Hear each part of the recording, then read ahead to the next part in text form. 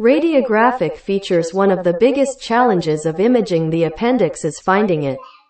Equally important is to recognize the wide range of normal and look for associated findings. Appendicitis should not be diagnosed by size alone.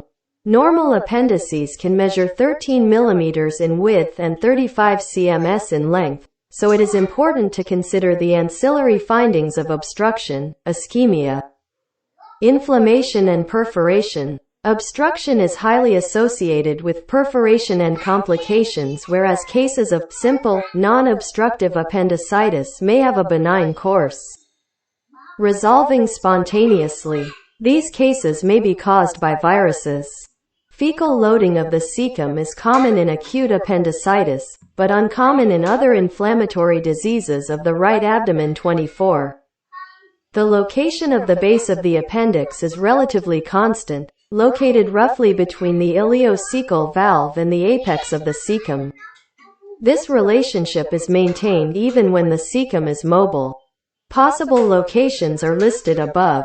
Plain radiography is infrequently performed due to lack of sensitivity and specificity. Look for free gas locules in an abscess or an appendicolith, 7–15% of cases. In the right clinical setting, finding an appendicolith raises the probability of acute appendicitis to 90%. If an inflammatory phlegmon is present, displacement of cecal gas with mural thickening may be evident. Small bowel obstruction pattern with small bowel dilatation and gas fluid levels is present in approximately 40% of perforations. Ultrasound with its lack of ionizing radiation should be the investigation of choice in young patients and should be considered in women of childbearing age. With a competent user, ultrasonography is reliable at identifying abnormal appendices, especially in thin patients. However, the identification of a normal appendix is less consistent, and in many instances, appendicitis cannot be ruled out. The technique used is known as graded compression, using the linear probe over the site of maximal tenderness, with gradual increasing pressure exerted to displace normal overlying bowel gas. Changes in position may also help to increase the visualization rate.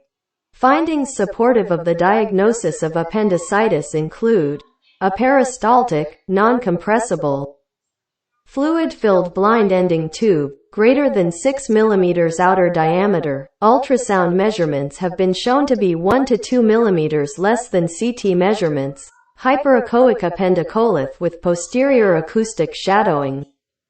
Identification of wall layers. Normal 5 layers implies non-necrotic, catarrhal appendicitis.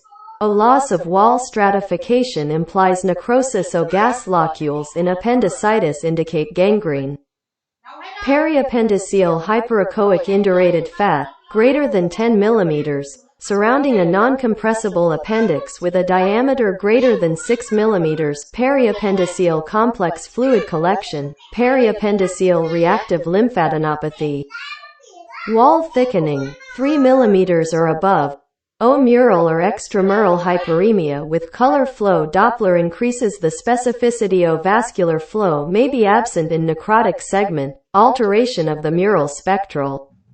Doppler envelope O may support diagnosis in equivocal cases. A peak systolic velocity greater than 10 cm per second suggested as a cutoff. A resistive index, Re, measured at greater than 0.65 may be more specific, confirming that the structure visualized as the appendix is clearly essential and requires demonstration of it being blind ending and arising from the base of the cecum.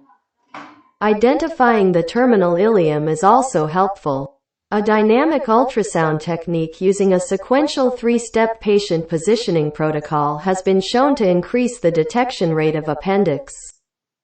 In the study, patients were initially examined in the conventional supine position, followed by the left posterior oblique, LPO, position, 45 degrees LPO, and then a second look, supine position.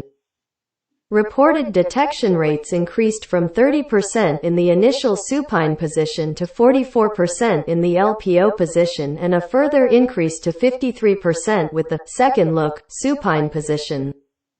Slightly larger absolute and relative detection rates were seen in children. The authors suggested that the effect of the LPO positioning step improved the acoustic window by shifting bowel contents.